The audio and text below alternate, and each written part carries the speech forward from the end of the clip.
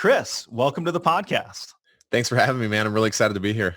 Well, Chris, I'm excited to have you here. I've been missing some quality time with you ever since you spent some time at our house here not all that long ago. So it's good to see you face to face, and we've got some really cool projects in the works. You've got so many things that you're working on right now in this new world, and I'm excited to dive a little bit deeper with you. Yeah, well, anytime I can come and talk one of my favorite subjects, which is purpose, it's a good day for me. Well, and I got to ask, how's the little mini farm going? You've turned into Farmer John over there. Yeah, like I was like, if we can't leave our property, then we need to become homesteaders. And so, we don't have a ton of land. We have a little over an acre, and we've built a chicken coop, and we have 15 chickens. Our garden's doing amazing. We have 4 planter beds, and our kids are out every day harvesting zucchini and squash, and we're about to start picking carrots. So they've been harvesting the radishes. Then I've always had horses, but that's been a really, really cool thing to have our family be more connected. And our kids I think it's natural for kids to be around things that grow and like dig in the dirt. That's just natural. Yeah. Well, you've encouraged me. When we first met, I told you my wife had been wanting chickens for quite some time. We went with ducks anyways. So we went ahead and hopped in with the ducks, and we didn't go nearly as deep as you did. We ended up with 5 ducks, not 15 chickens. And we've got 1 planter bed, not multiple. Hey, that's the thing though. Like I tell people, like it's easy to do, even if you just let your kids, like, I featured someone on a Facebook Live yesterday. Even if you're at a place where you're not ready to get chickens, or you don't have property, or you don't have land to do a garden, like letting your kids pick out food at the farmer's market. It's like that's just kids want to be around that kind of stuff. And so it's been fun. Yeah, our son always asks, what animal is this from, or where did this come from? I think those are really important questions to ask. So Totally. Anyways, I know we're going to get off on the family brand talk right off the top if we're not careful. Yeah. And you know how excited I get about the family brand, even more so than the Campfire Effect. But as we do get started here, we're going to be talking purpose, meaning, why should someone listen to you when it comes to this? What is your authority in the realm of purpose and meaning? Yeah, it's a great question. The thing that I always share with people, clients of ours that are coming to work with us are asking that same question. Why would we work with you? Right? Why would we come go through your process? And the thing that I share with them is that there's nothing I teach that I haven't failed at miserably. And there's nothing I teach that I haven't had a lot of success with. So everything we teach has come from, like my own experiences of really struggling in my own life where, 10 years ago, I was at the lowest point in my life. I felt like a failure as a husband, as a father, as an entrepreneur, had failing businesses, owed people money. My wife and I were separated, not separated like working on it, separated like going to get divorced. What's up, Brad? Brad Johnson saying hi. And what's up, Homer? And so I was at this place, Casey, where it was the first time in my life where I'd ever experienced hopelessness. Like I'd had some rocky points in my life, like everyone, right? Some hard times, but I had never gotten to a place where it's like truly like hopelessness. Like I did not see possibility anymore. And that's an interesting place if you've never been there. And if you have, you know what I'm talking about, but it feels like you're in a brick room with no doors and no windows. Like there's no possibility for anything. And, it was really the belief of my wife and showing up as a leader in our relationship at a time where I wasn't. And an amazing marriage counselor and just some other people that poured into me that helped me like see that there was possibility still. And really the 2 thoughts that changed everything for me in that moment were the 2 quotes I have on these boards behind me, which was one is be 100% responsible. And the other one is pick up the pen. And it was in that moment with some encouragement and belief again from my wife and amazing marriage counselor and others where I realized like, wait a minute, like I'm the author of this story. Which is both incredibly humbling because if I'm the author of the story, then that means I'm responsible for everything in my life. Like I've authored all of it. But also if I'm the author of my story, it means I can pick up the pen and I can write a new narrative and live into it. But it's going to be, but I'm 100% responsible to go create it. It's not just going to happen. And so this pick up the pen mantra started like, man, do you have the courage to pick up the pen? Because pick up the pen signifies like commitment and work and responsibility. And not only am I going to write it, I'm going to go live into it. And so, I would say that you fast forward today, 10 years later, I have as amazing of a marriage as I could have ever imagined. Not just like, given the circumstances. No, like truly, like she's my wife, my best friend. We have 5 beautiful children, and we've really, in my opinion, created the life that we want. We've created the home we want. We've created like the lifestyle we want. And from a place 10 years ago where I actually didn't have any hope, it's absolutely possible for every person out there to, discover your calling and go live into that, whatever that is for you and your business and your family. hmm Yeah, you've taken total responsibility. And I think, for a retiree or really anyone that's reaching this level of financial independence, they lose a lot of the excuses they had previously, right? Yeah. Well, I can't blame my boss anymore. I can't blame my coworker anymore. Now I have to be 100% responsible. And what does that look like? We start thinking through purpose and meaning and how that applies to us in our life. I think at that stage of financial independence, I know it happened for me. It felt a little disillusioned. And I think, that's why we focus so much more on the purpose discussion, is because I find that when you reach financial independence, you struggle with those things more. Yeah, absolutely. And it's like, there's so many things that, my other one behind you can't see, it says Smiths are creators. And we have another one, we have this culture wall in our home with all of our family values on it. But one of the plaques, little tiles that says you can create or you can complain, but you can't do both. And so really in those situations, it's like it's easy for us to find excuses. It's easy for us to blame our circumstances or to blame other people. But at some point in time, especially like someone that's retired or nearing that place of financial independence, now it's like, wow, okay, there's nothing else to do but to look at like, what is it I want to create? And the other thing I would say too, that I've heard from a lot of people that nearing retirement age or who are retired, is it's kind of like this feeling of like, oh, our best years are behind us, right? Like maybe it's too late to define our purpose. We should have done that in our 20s or our 30s or our 40s. And it's like, well, the best time to plant a tree was 20 years ago. The second best time is now. Like it's never too late to get clear on your purpose. It's never too late to like pick up the pen and like decide what it is you actually want to do. And still recognize that you're a creator, like, and you can create any possibility. So the two things I really want my kids to understand is, one, you can create anything, and two, you're 100% responsible to do it. Right? Yeah. Yeah. And you helped us really shape a lot of our brand DNA, if you will, our culture as a firm, the things that we discuss with the families we work with, our planning process, and, most of the language that we just use in general, you helped cultivate those things with working one-on-one with me as well as with our team. And as we get into some of these things, as we talk about purpose and meaning, our mantras, our DNA, I think it might be important for the listener to know, how do you choose the people you work with? Who do you work best with? Who do you not work well with? Yeah. And I love that question, because one of the things that we talk a lot about in our work and with our clients is calling. And this idea that I believe that every individual, there's something that they're called to do in this life, and maybe multiple things they're called to do. And in the business context, there's these questions that we have every company answer, which is like, what do you feel called to do as a business? Like most called to do? What do you feel most called to say? And who do you feel most called to work with? Because the opposite of calling is should and supposed to. And there's so many people in life that don't realize they've lived their entire lives. They've lived their entire lives from a place of should. And it was ingrained in us at an early age, and we don't even recognize it's happened. That was me. Like I didn't realize until like my late 20s that I had lived most of my life from a place of what I thought I should do or what I was supposed to do based on other people's versions of my story. Like other people had written a version of my story that I was living into. And it was this wake up call for me to be like, I don't even know what I feel called to do. I've never given myself space to even think about what I feel called to say or who I feel most called to work with. And so like that place of your calling is real freedom. But one of the things we talk about is you have to unearth that calling. And so the definition of unearth is to discover something lost, hidden, or kept secret. And so sometimes that calling, it's in there. And one time we had it when we were young, and then we lost it. Or it's hidden from us because of our own self-doubt and guilt and shame of the past. Or it's kept secret because of other people's opinions of like what we should do. And so you kind of got to break through all of that.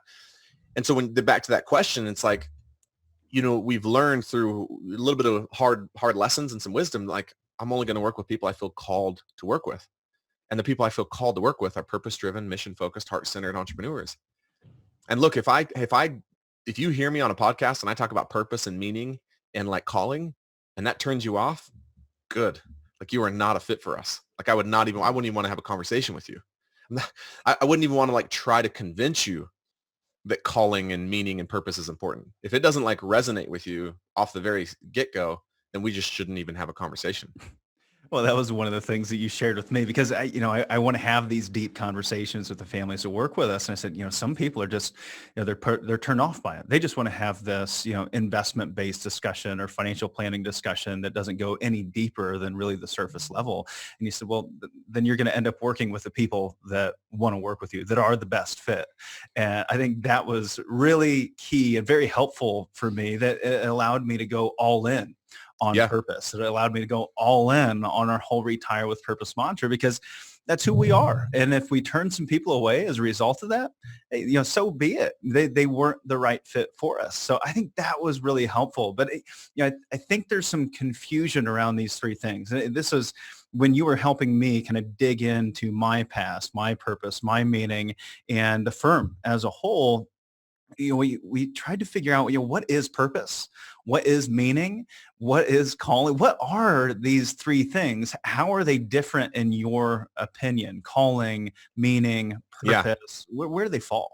Yeah, it's a really great question, because we're actually getting asked the same thing. We get asked the same thing in Campfire Effect. Now we're getting asked the same thing in Family Brand with families. It's like, well, we came up with a purpose statement. Is that different than our vision statement? Is that different than our mission statement? Is that different than our... And the reality is, Casey, like, I want to just kind of set everyone free in the sense of like, I don't think it really matters. I think if you have something that's like, look, this is what I stand for as a human being or as a business or as a family, and this is what we want to be known for, and this is what we're committed to, whether you call that your purpose statement or your meaning statement or your vision statement or your mission statement. Now, I have some ideas of what's mission and what's vision, but I think here's the two things I think are really important, Casey.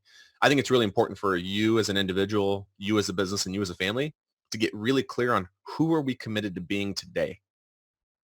Now, a lot of people would say that's your mission, but a lot of other people would say, no, that's your purpose, who you're committed to being today. But regardless of what we call it, to be able to say, like, this is who we're committed to being today, then having a statement that gives clarity to who are we committed to becoming into the future. A lot of people would call that your vision, but I don't care what you call it, right? But it's like, who are we committed to being today? Who are we committed to continually becoming? Right? And then like, what do we stand for more than anything? It's like, now, because what's so funny is like, I've gotten into philosophical debates with people before. They're like, no, that's a purpose statement. No, that's a mission statement. It's like, well, I think it's just a powerful statement. And if it helps people be more intentional, like that's what's important, right? But I do think that it's this interesting idea that the one question that we pose to all individuals, all entrepreneurs, and all families, the very first question we pose to them when we start working before we get into any development of statements and language is, what do you want to be known for? That's the of all the questions that I've designed over the years, Casey, for myself and with others and played around with and practiced, I haven't found one that's more powerful that gets to the core essence of what all of this is about than that question. And it's not like your casual dinner time, like you and I are hanging out as buddies, like, hey, oh, hey, Casey, by the way, what do you want to be known for, man? It's a pretty big confronting question. But it's meant to be confronting. It's meant to be like, man, what do I want to be known for? And you can ask it in different areas of your life. Like, what do I want to be known for as a father? What do I want to be known for as a husband? What do I want to be known for as an entrepreneur? What do I want to be known for as someone in my community? And so that question of what do I want to be known for kind of starts shaping that like into the future. And then the other question we ask right off the heels of that is, what do you stand for more than anything? Which is kind of more about today. Like, what do I stand for right now? And what do I want to be known for? And so those are just a couple questions that, that start to till the soil, if you will, to help you then start to answer some of those other questions of like, well, okay, well, if that's what I want to be known for, then that would give me a pretty good clue as to what I feel called to do. And if that's what I want to be known for, then that would be a pretty good clue as to like what I really feel called to say in this world. And if that's what I want to be known for, that should give me some pretty good insight into like who I feel most called to work with. So it's almost like we just need to have a lens or almost like a set of glasses or a filter to look through to make some of these decisions. Otherwise, it's just kind of like, well, I don't know. I think this is what I want to be, this is who I feel called to work with, but there's nothing to really like a filter to hold us accountable or a lens to look through. Hmm. Yeah, I wonder for you, we came up with the Retire with Purpose framework, as a team, and that's our planning process. And we called it a framework because it's not a plan that we just put together at one point in time. Yeah, this is something that helps us continue to guide decisions, for the rest of our life. It needs to be regularly revisited and updated.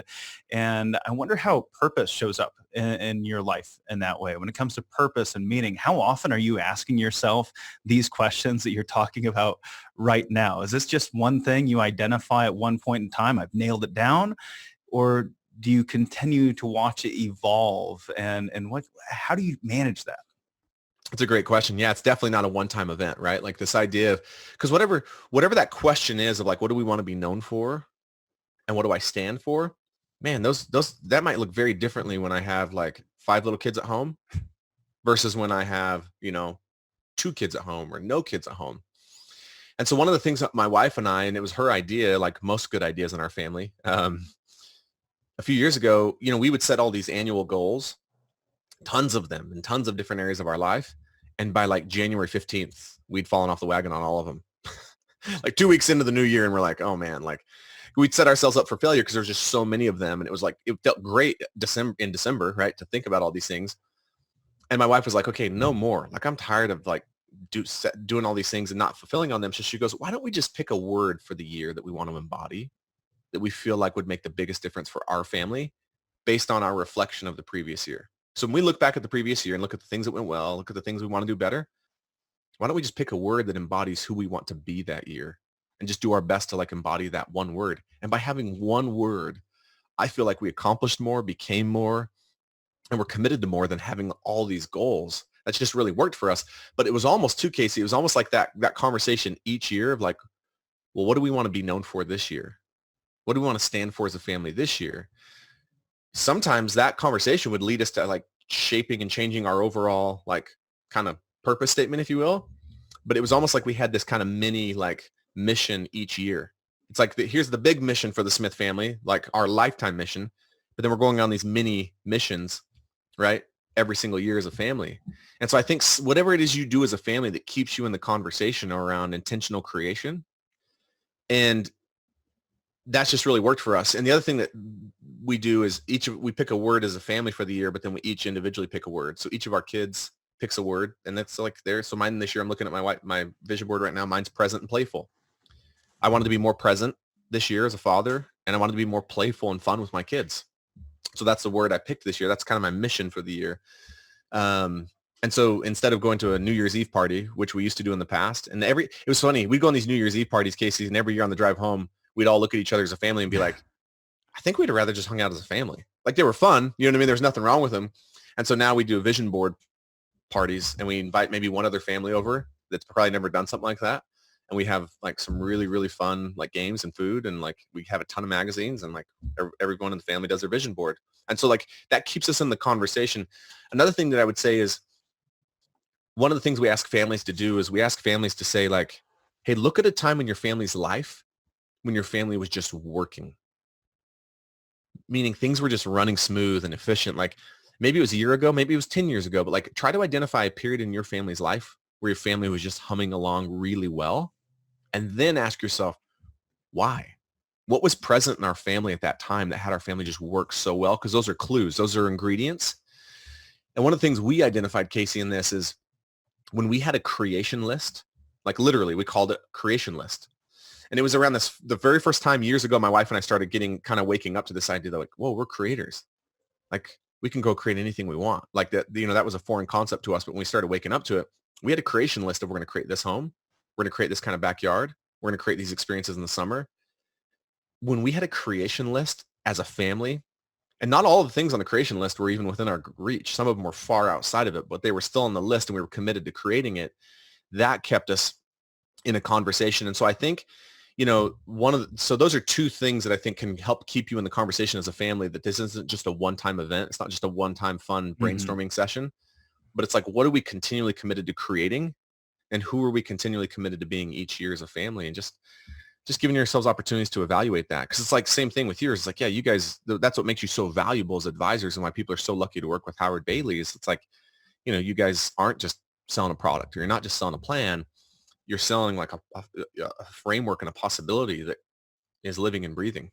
hmm Well, and this is something I've struggled with, and I shared this with you when we were working together for the first time, is we're asking people to identify their purpose and how that creates meaning in their life. And in the front end of a visit, right? And in an hour, we expect them to be able to answer that question. And even after 4 visits, plans fully delivered, they're walking away with their plan. It's written down.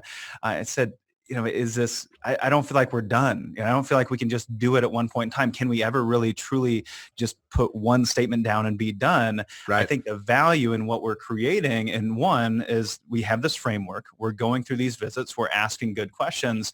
And then we're building this webinar around purpose as well. We're asking good questions. Yep. We're building a class that we can put people through that come on board as clients to help them create the family culture, the legacy that they're hoping to leave behind to their heirs, where they find meaning, purpose again. And I don't think the value is in getting it written down. I think the value is in thinking about it, just having Totally. these regular conversations and getting asked really good quality questions. Oh yeah, totally. Like the process we take families through and companies through, the process and getting the opportunity to think intentionally about those things is as valuable or more than like whatever the outcome is, like whatever the final statements are. And one of my favorite quotes is by Steve Jobs. He says, "We never connect the dots looking forwards. We always connect the dots looking backwards." But how often are we given an opportunity to pause and like step back and like actually reflect on our lives and look backwards? We're always looking forward. We're always like future focused, fast paced, like on to the next thing. But to be given an opportunity to pause and be like, yeah, what do we want to be known for? Who have we been as a family? Like, how did we get here? What has worked in our past? It's like that. And the other thing is, it's so overwhelming for entrepreneurs and individuals at times to be like, what? Yeah, those are just huge questions. And here's a lie, Casey, that we tell ourselves. I can't tell you how many entrepreneurs when I've asked them like, hey, what do you want to be known for more than anything? And they're like, gosh, I don't know. And the first thing I do is I call them out on that. I'm like, don't say that because yes, you do. You just don't know it yet, but you do know. In fact, you're the only one that can. I don't know what your purpose is. But as long as we keep telling ourselves this idea of like, I don't know, and I've just come to this belief, Casey, that you always know. In any situation in your life, whether it's a decision around your children, a decision around your investments, a decision around your business, you know. Because you have intuition, like you have gifts, like you have ability to receive like inspiration and downloads and revelations and insights. And it's like, you always know. And I think that's a huge thing to like a boost of confidence is when I started telling myself like, no, I know what my purpose is. I know what I feel called to do. I know what's best for my family. I may not be present to it yet. There still may be some more work for me to do to dig, to find it. It's in there.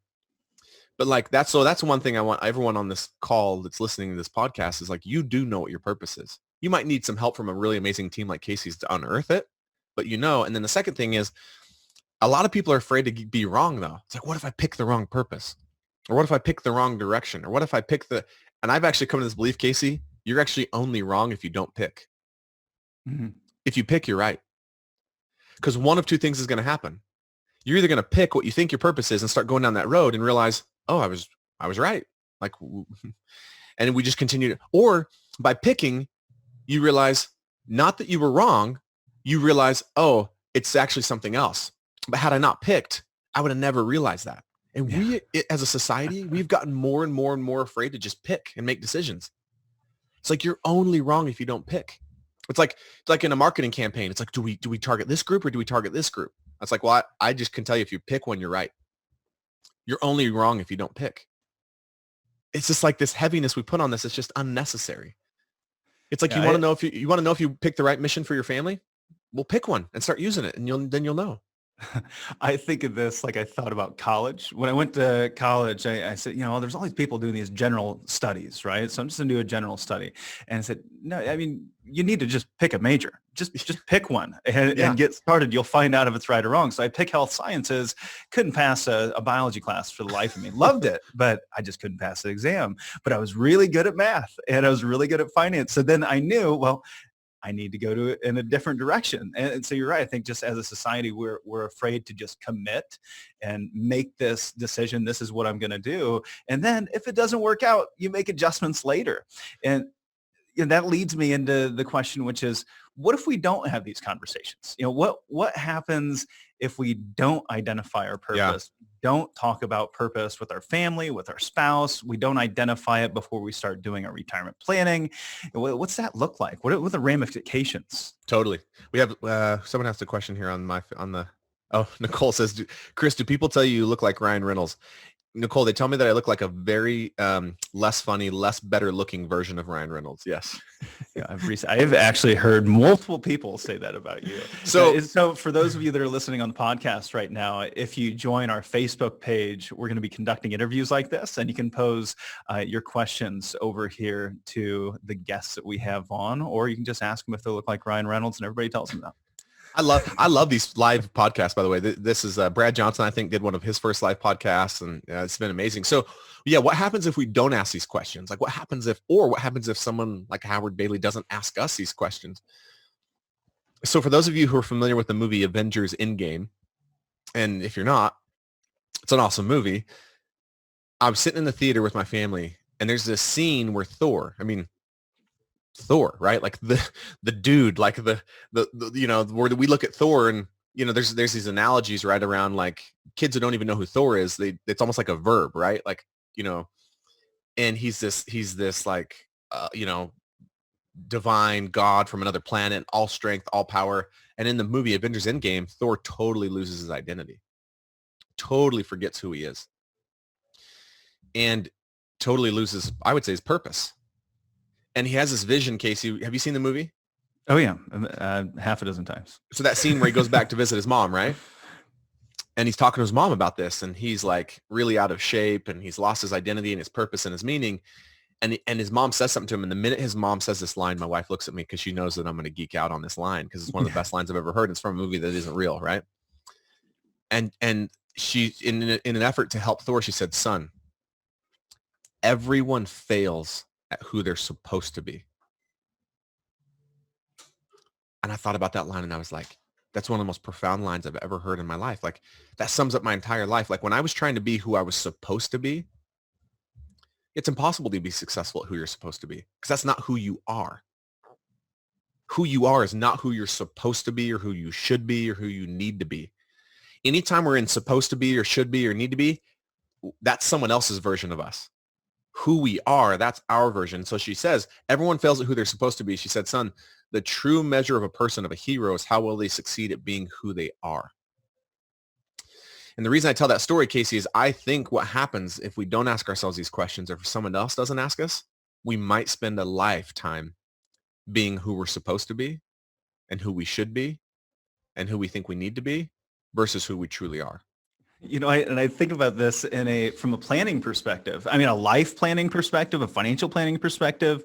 Many of us start building plans for our future, and quite often I find the families that we're working with, the plan that they're trying to build for their future is all about, well, I need more money, I need more money, I need more money.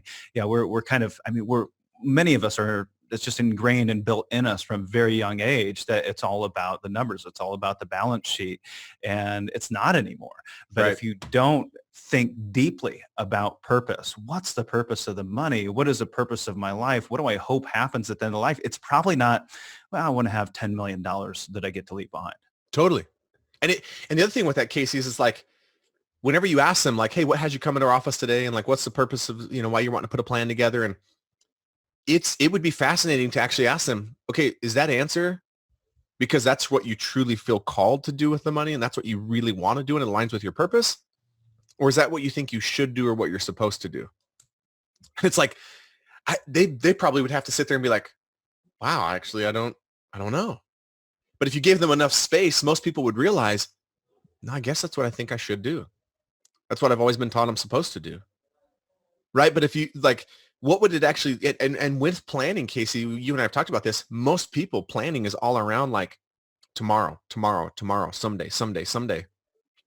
Like there's a lot of people that get to their years of retirement and realize like, man, I had a lot of opportunities along the way to actually be living my purpose now. But I've always kind of put off this idea that I'll live my legacy or I'll live my purpose or I'll, when I'm retired and I can, or that legacy is this idea of something that I'm leaving behind versus like, well, I could actually be living now. And so I think the risk in not asking those questions is maybe you never really live or you never really even get access to what it looks like to be who you truly are. Because man, Casey, I don't even think most people realize, I certainly didn't. I had no clue how much of my life was lived from a place of should and supposed to. Like I was asleep to it. We're so conditioned in this country and in our society. There's so many shoulds placed on us and so many supposed tos. And, it's kind of a funny saying, but I now say like you can't let people should on you and you can't should on yourself, because I think that is the risk. But to me, real freedom, Casey, the other thing is I think the risk in not posing these questions to ourselves, like, what is our purpose? What is it we feel called to do? Is we'll end up spending a lot of our lives in the past and in the future and not have really the time and the space to live in the one place life's actually happening, which is the present. I can't tell you how many people I've met when I was a financial advisor that had so much regrets about the past. Oh, I should have done this differently. I should have started planning earlier. I should have this. And like they almost couldn't break free from the stories of the pain of the past and the regret. Or those same people would also be, and I'm super worried about the markets, and I'm super worried about what might happen. I'm super worried if I will have enough, and you could tell they didn't even realize it, Casey. They were spending almost all of their mental capacity and energy in the past and the future, which left very little time and creation energy left over to create in the one place where life's actually happening, which is the present. Mm-hmm. And the thing that I had to learn this the hard way. There is no freedom in the past because you can't go back there. There's no freedom in the future because you're actually never going to be there. The only place where freedom is found is in the present. And that's that idea of, man, if we could just ask ourselves these questions, I think it gets us present to living now. Yeah. Well, that's probably going to be, most people, they want to live now, right? They don't want to live in the past. They want to live in the future. No. And I think having a planning process, helps you, one, focus on the today, and stop thinking about all the things that went wrong in the past, but really focusing on today and starting to do the hard work now.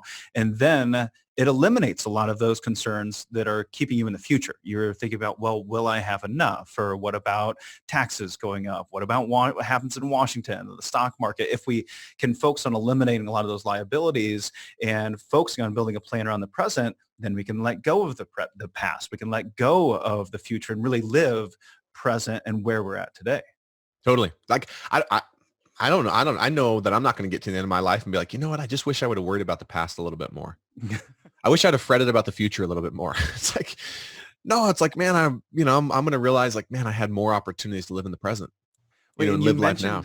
A moment ago about legacy and living a legacy today. So that lends itself to a discussion of what I just want to understand a little bit more about what legacy means to you, because living a legacy today is something that I don't think most of us think about. Most of us think about a legacy as something we're leaving behind tomorrow, especially when we're working with a financial planner. We're talking about leaving, a financial legacy or dollars behind. Yeah.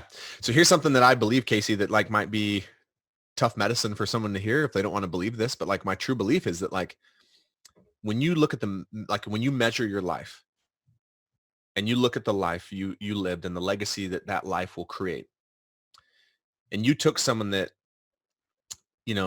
was very diligent about saving and planning for retirement, really kind of put off living their life now and put off a lot of things they wanted to do for the future hope of retirement, right? And they put like $5-10 million away. And then they did some things in retirement that they wanted to, but still were kind of always worried about spending that money, but like really concerned about leaving that to the next generation, right? And that certainly would make a difference for them. Then you take someone who really lives their life now, does the things they want to do now, goes after their passions, their hobbies, their interests, their dreams, and still is diligent about planning and saving, but they're living their life now, okay? And they leave far less to the next generation. Which of those two examples and stories that their grandchildren, great-grandchildren will read about someday will leave a bigger legacy and make a bigger difference? Now, that's someone's just pure opinion, but my opinion is the greatest legacy that I could actually create for my children and my grandchildren is for them to see me live my life now and go after my dreams and what's most important to me today. So this idea that we always think about legacy as something that's left behind, and usually it's actually such a tactical conversation that really, if we really want to be honest with ourselves, most times when people talk about legacy, especially in your industry, Casey, it's like, how much money are we leaving tax-free to our heirs? Mm-hmm. That's the extent of the legacy conversation. It's like, no, that's like the smallest piece of the legacy conversation. Like, legacy is lived, not left. Like, if I really want to impact the trajectory of my generation, my children and grandchildren, great-grandchildren, like, I think one of the greatest gifts we can give our children is for them to see us go after what it is we really want. For our children to observe and our grandchildren to watch us break free from the shackles of should and supposed to and go after what we feel called to do, that is, like, I believe, the greatest legacy that we could create. And Casey, the thing that changed my life 10 years ago when I was at that place where I was lost and broken and felt like a failure and had no hope, the thing that woke me up to possibility, I told you, it was my wife, an amazing marriage counselor, and then something else. It was a family history book that my great-grandmother had given me years ago in my teenage years that I had zero interest in reading as a teenager. I wasn't going to read about family history, right? And I was sitting in my office, and I was still in this place of just complete lost. And I pulled that book off the shelf, and I start reading these stories about my great-great-great-grandfather, Christopher Layton, who I'm named after, who sacrificed everything to come to this country from England and started 3 towns and then made some money selling horses to the gold miners, and then with a small fortune bought a ship and took it back to England and paid for the voyage of 250 of his closest family, friends, and relatives.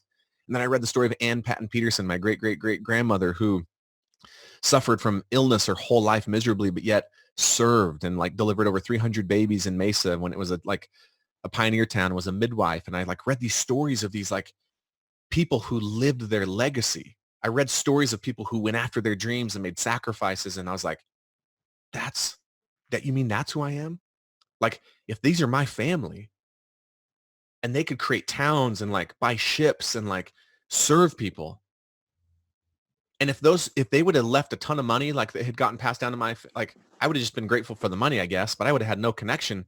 But that's not what inspired me. What inspired me was the legacy they lived. It was like reading their stories of how they lived their life.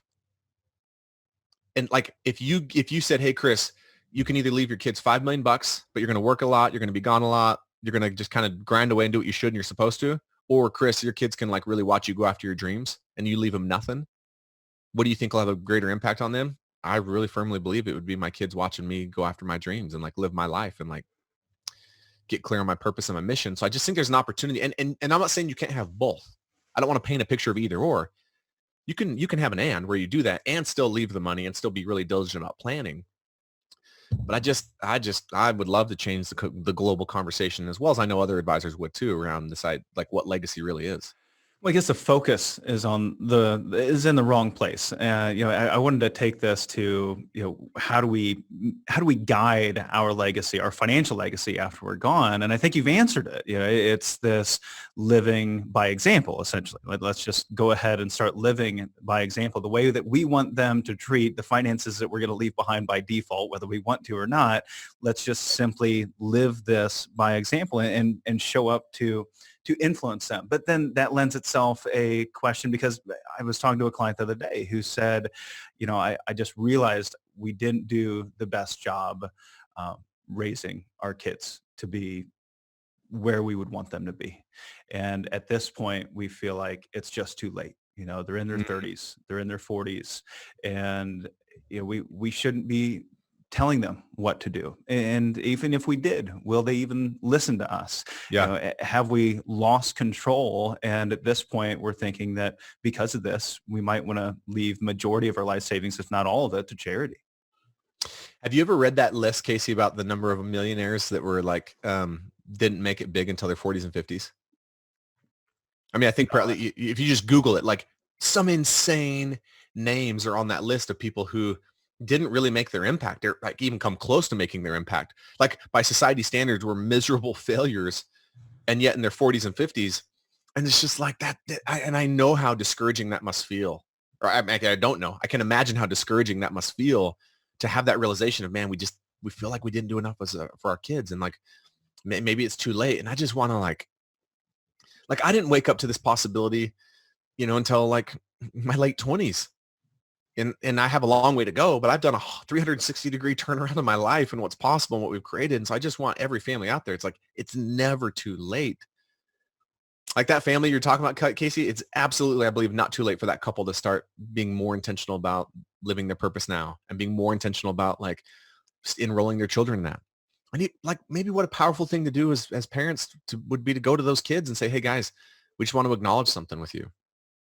We've been doing some reflection on planning and money and realize like we think there's some opportunities that we really missed in raising you. And we're asking for a second chance. And like there's still opportunities to have those kinds of conversations in families that are creation type conversations, like no matter how old your kids are, no matter how old you are.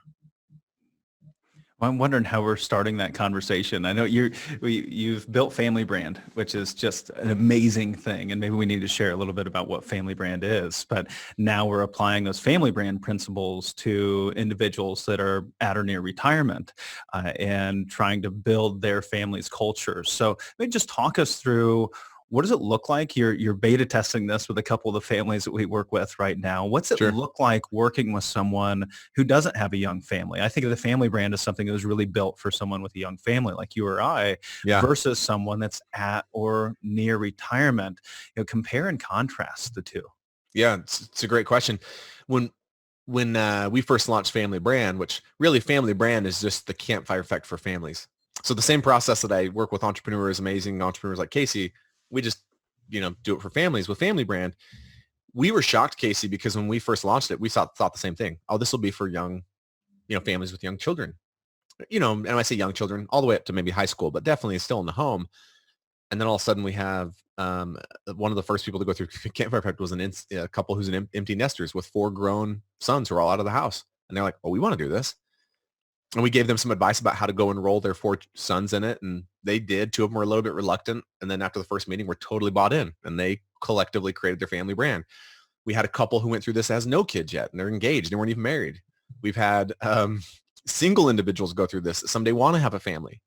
And now, so my point to saying that is like, when you think about a lot of people too, Casey, that are nearing retirement age, they'll say like, yeah, we haven't been as super intentional about retirement planning. We probably should have been more intentional earlier on. But if you're like in your 50s or 60s and you're nearing that and you haven't been super intentional, I don't see that most individuals like that are like, well, since we haven't been intentional, we're just going to like not do anything. They're still going to do something, right? But it's so funny how in our own families we'll think differently about that. Like, like if you came to this realization in your 50s or 60s that you hadn't been as intentional about your retirement plan as possible, you wouldn't just then not do anything. You would say, well, we should have been more intentional. We weren't, but we're going to start here. Same thing with your family. If you recognize that at this point, it's like, man, I wish we'd have been more intentional about creating a culture in our home and what we stand for and family values, but we didn't, but we still can now. But what's so interesting to me, Casey, that I see time and time again, myself included, family is actually the hardest thing to be intentional about in our lives. It's actually easier to be more intentional about our businesses as entrepreneurs. Mm-hmm. It's easier to be more intentional about our retirement planning as near retirees. It's just because there's so many other dynamics and emotions and like relationships and like, so and yet it's the most meaningful thing in our lives. And it's the easiest thing to be unintentional about. And I don't think we're intentionally unintentional. Like I don't have this intention to go out and say like, I'm going to try and be unintentional in my family. It's just like, it's such a big concept to tackle that it's just like, well, I'm just going to work on the things that I know I can like check off the box.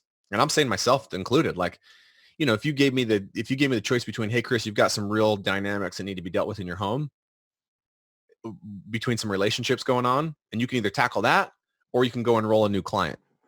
I'd be like, I'll go enroll a new client. That's way easier, right? It's like, and it's fulfilling and there's reward and there's achievement and there's recognition and it's like immediate payoff. This thing over here, I might work on that thing for years and not see any outcome, right? And so it is hard. And I think it's just important to recognize that and not have any guilt or shame around it and just be like, look, it is hard to be intentional about family. But it just really is never too late. I've been surprised, and we've had some amazing, amazing families that have gone through this process that they're empty nesters and their children are grown and they're still. And I just don't, again, Casey, that idea though, like, oh, we should have done this sooner. That's totally that thing I was talking about. That's living in the past. That's all. That's only guilt and shame around what you could have done. Well, you didn't. So there's no usefulness in even like going there. It's like, well, we can create, like, what if we're just excited about like, wow, I'm so grateful that at 65, I came across something that's going to help me and my family get clear on our family culture and our mission and purpose, Mhm. you know? And is that the final product? What is the final product as someone exits the family brand process? What are they walking away with? Yeah. So there's really three pillars of the family brand, what we believe makes up a family brand, and it's culture, language, and experiences. So in the culture, we help you really define the type of culture that you want to create in your home and in your family for now and generations to come. The other thing that we do in the culture, Casey, is you heard me talk about my roots and my ancestors.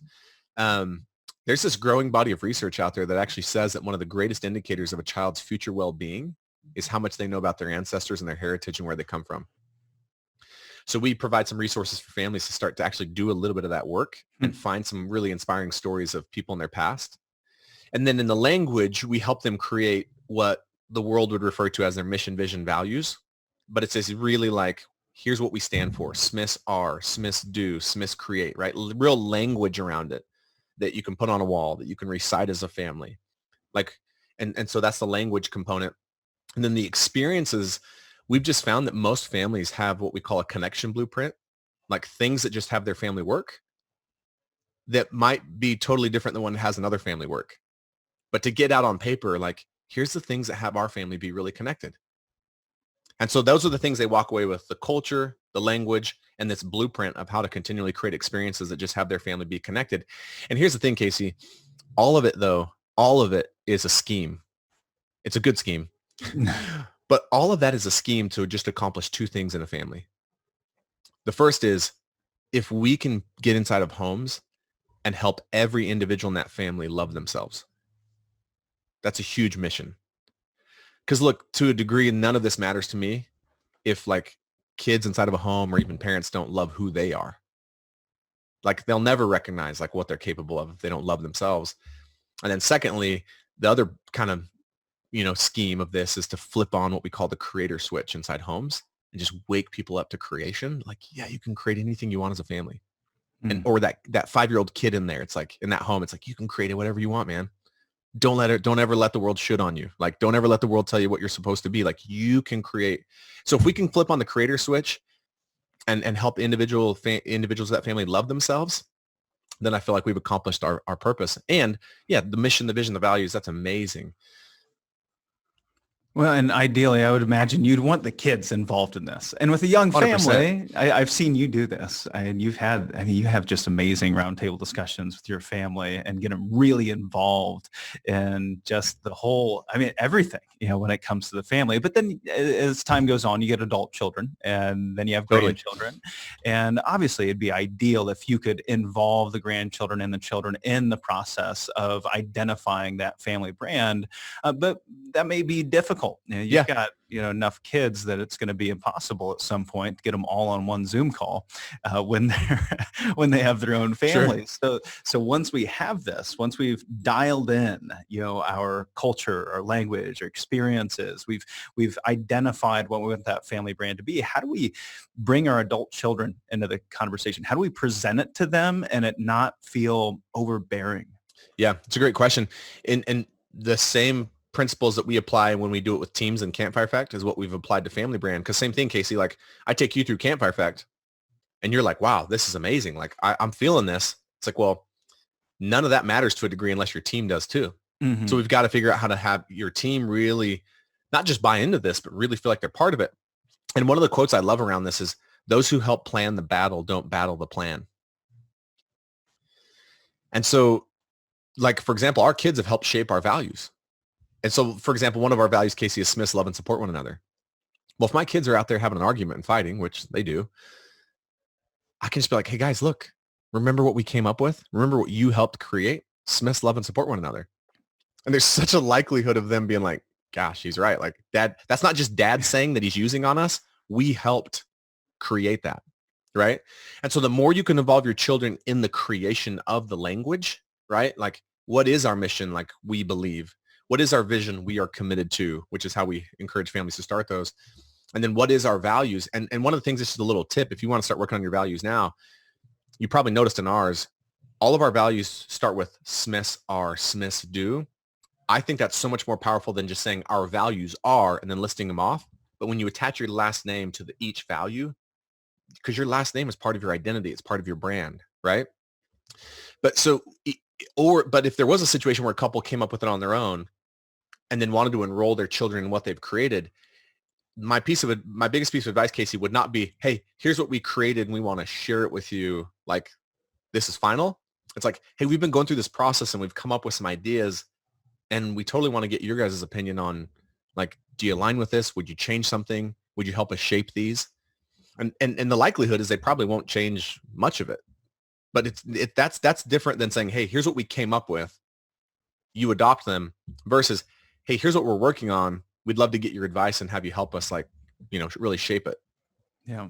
Well, I love that. Smiths are creators. And so we've been using these things ever since you shared this with us. And I think this is one of the great ways to just reinforce, what comes out of the family brand.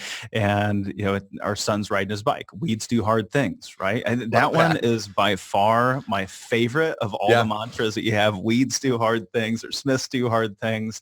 We've had an honesty issue with our oldest lately and said, weeds are honest with one another. Are you being honest? Right? And boy, it really, it's so simple, but it works so well. And that's just one way that we can reinforce things with our family.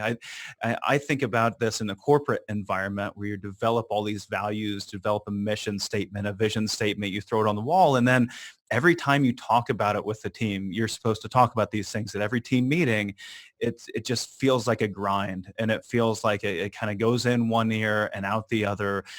If you've created your values and your culture as a family, how do you reinforce it? I know you've got some beautiful artwork on the wall there behind you right now. That's one of the ways that you do it. Yeah, totally. The mantras. And what are some other ways that we can do this without it being repetitive or boring? So one of the things, Casey, I love that you asked that question, because look, I walked into a company one time here in Arizona that was highly touted for their culture, had been voted best places to work years in a row. But yet I knew several people that worked there that actually said, like, hey, that's not actually the case here. And I was like, okay, so either I just know a few people that just, I happen to know all of them and they're off base, or company isn't what it says it is. And so I went in there to actually potentially consult with them. And they had the most beautiful mural I'd ever seen of their mission, vision, values, like on the wall. And it was beautiful. So without anyone like knowing yet, the meeting hadn't started. People are just milling around. It's like highly trafficked business. And I just started asking people, like, hey, what's your guys' mission statement? I don't know. And they'd like look up at it. Find another person. Hey, what's the vision statement? I don't know. Hey, what's one of your values? I don't know. And I was like, dude, this, they don't live any of this, or they haven't gotten to the hearts of their people. These are just words on a wall. Versus I walk into another company a year before that in Salt Lake that became a client, had the most inspiring culture I'd ever seen of any company I'd ever worked with. Like literally, Casey, the people there would have like stepped in front of a car for each other. Like that much love and support, but also high performing culture. They won a bunch of awards in their industry. They didn't have a mission statement. They didn't have a vision statement, and they'd never written down a value. And I was almost like, how can this be, right? Like, how could you have this amazing culture without any of this language? Now, they saw that as a missed opportunity, and that's why they were bringing me in, was say, hey, we've created this amazing company with this amazing culture. We think it could go to the next level if we develop this. But then I just started asking, like, what has this be such an amazing culture? And what I heard over and over and over again from every employee is, yeah, we just feel like we can be who we are here. There's no judgment. We're accepted for who we are. We're celebrated for our uniqueness and our differences. And this light bulb went off, and I was like, wow, what if you could create that in homes? Mm-hmm. What if you could have the language, but then you also demonstrate the values so that you actually live them? Not perfectly, but it's like, we don't just say up there, we love and support one another, and then every day I'm getting after my kids and criticizing them. It's like, it doesn't match up, right? And so like one of the best ways to reinforce it, Casey, is to model it. And it's also the most confronting. Because whenever we put these things up on the walls, I actually believe this, Casey, that if you're in an organization or a family and you put your values up on the wall and never talk about them and never live them, they do more harm than good, because they're a daily reminder up there of the things we actually don't live and don't talk about. But if you model them and you demonstrate them as best you can, And to your point, you incorporate them into your daily conversations, which is one of the things in the experiences pillar. We actually give families some ideas around how to incorporate this daily, weekly, monthly, quarterly, annually.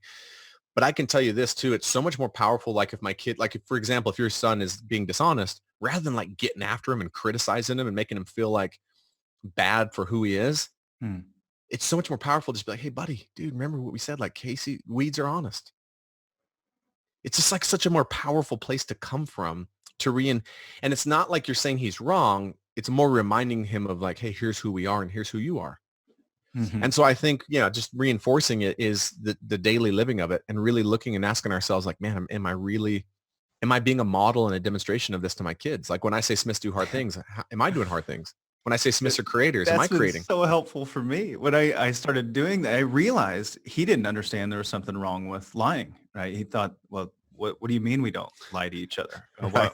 Why? And I realized, I go, wait, he asked me if we had ice cream the other night, and I said, no, we don't. And we did, right? I wasn't being honest with him. And of course, it's not like they're horrible lies. You're trying to do it for the right reasons, but Totally. he doesn't understand that. Yeah. And so I think a lot of these things, as you're going through this process, you're not just teaching your children, you're teaching yourself. And there's a lot of self-awareness that comes out of this. And a lot of it comes out of digging into your past, digging into your history, digging into your own personal story. We spent hours, just you and I, one-on-one, talking about my personal story. And it was amazing how helpful that was. And there were some things that you shared with me about the power in sharing your story and why so many of us won't share our story, and the impact of not sharing that story. What does storytelling mean to you? Not within an organization, but more within a family, and especially for a grandparent or someone that's in retirement trying to create this culture. Yeah, it's like there's so much research out there, and I hinted on this earlier, but there's so much research out there that proves that like family narrative and family stories have so much to do with a child's sense of like self and identity and well-being and like ability to deal with hard things. Because when children are told stories about their family and what their family's gone through and who their families are, it gives the kids a sense of like, whoa, I'm part of that. All that I don't understand it all, but that all of that greatness and that overcoming and those struggles and those challenges, like I'm somehow part of it. And you don't even have to tell them, Casey, they're part of it. They just intuitively sense it. It just rings true with them, like, right? And so this idea of story, the reason why I want people, individuals, families, and especially entrepreneurs in my work with Campfire to really understand their stories isn't so first and foremost they go tell more of it. It's so first and foremost they make sense of their own life and their own experiences. It's like, wow. Like if I really go back and reflect on my story and how my life led me here, it's actually pretty amazing. That's a cool thing to realize about yourself, right? It's like, man, I've actually accomplished some pretty amazing things. And of course I've made mistakes, but like I've actually had some really cool experiences and I've met some really amazing people who have inspired me along the way and I've overcome difficult things. So like the reason why I want so many people to know their story and study it isn't to even go tell it at first. That's like the secondary benefit.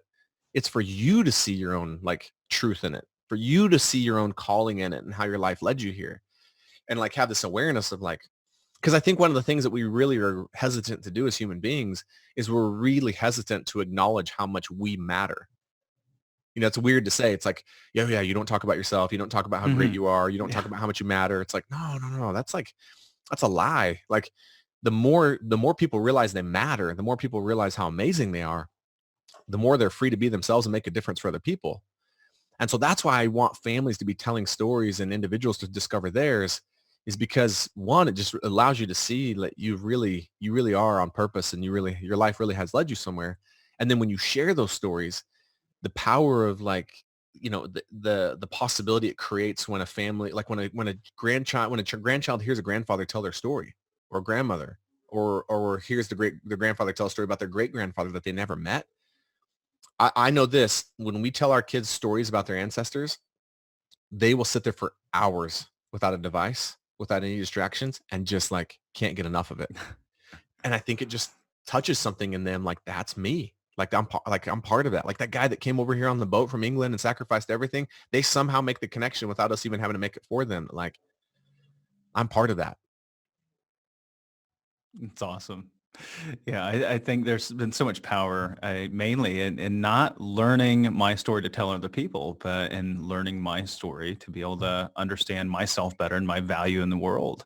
That's been just monumental. And I know we've only got about a minute left here, Chris, and I want to make sure we get to this final question. Okay. I think we were just the perfect fit, in my opinion. I don't know how Yeah, you think, but in my totally. opinion, we were just the perfect fit to start working together when we hired you, because our tagline was already retire with purpose, and you loved having this discussion around purpose and meaning. It's part of kind of the Campfire brand. Your own brand that you've created has a lot to do with purpose. What does retire with purpose mean to you? I love that question. And yeah, it was an absolute honor to work with you guys. And that's the cool thing is I get to work with entrepreneurs who are already on purpose. We just help them go a little bit deeper in it, right? And so this idea of retire with purpose doesn't mean retire and then I'll get purpose. It doesn't mean retire and then I'll find my purpose or retire and then I'll start living my purpose. No, retire with it means you've already had some sense of it. And so it's this continuation. And I love that that's what you guys stand for. And I love the case that you guys have the courage to actually have those kinds of conversations where most advisors are having conversations around like, you know, the best investment for you or the best life insurance product or the best annuity. And they're like, the focus is the product, where your guys' focus is like, no, let's get clear on your purpose. And then we'll find the right products that align with that. And so to me, this idea of retiring with purpose, it denotes that something that you already have, it's something you're already clear on and something you're already working towards. And so it's actually retirement. I would love it if people's retirement was just a continuation of the life and the purpose they were already living. They just maybe got to Mhm. do it in a different way now and more in a bigger way because, you know, they have more time, but that their life wasn't like, oh man, I've spent 40 years just grinding away with my head down. Now I look up and it's actually kind of scary. I don't know, where people are like, no, I'm just, it's just a continuation into my purpose and in my life that I've already been living. I love that. I mean, every single time I feel like we talk, I get just a greater degree of clarity around so many different areas of life. And as you know, I can sit around and talk to you for hours, probably days on end, because there's always so much value that comes out of it. But I know we're out of time, but we've got some really cool projects in the works. So I know this is not even For close to our sure. final conversation here. Chris, I just want to thank you so much for sharing all this wisdom with our audience. My pleasure. And I'll just tell you this, if you're listening to this, like you know, I was a financial advisor. I've worked with hundreds and hundreds of financial advisors now as a coach and consultant, and you won't find a better, more committed person and firm than Casey and Howard Bailey. Like I truly mean that. Like people that have the courage to go out and talk about something like purpose and hold their clients accountable to it. So it's an honor for me to be on here. Well, Chris, thank you so much for those kind words. If you're listening and you want to engage in the family brand, we'll go ahead and put the link in the show notes to connect with family brand. If you're maybe in the corporate or entrepreneurial world, we'll have a link in the show notes to the Campfire Effect as well. If you would like to engage with Chris, he's got all kinds of different programs. I think there's probably a good dozen different programs that individuals could engage with you at some level. So we'll make sure to put that in the show notes. Again, thank you so much, Chris. Yeah. Thanks for having me on. It was a pleasure.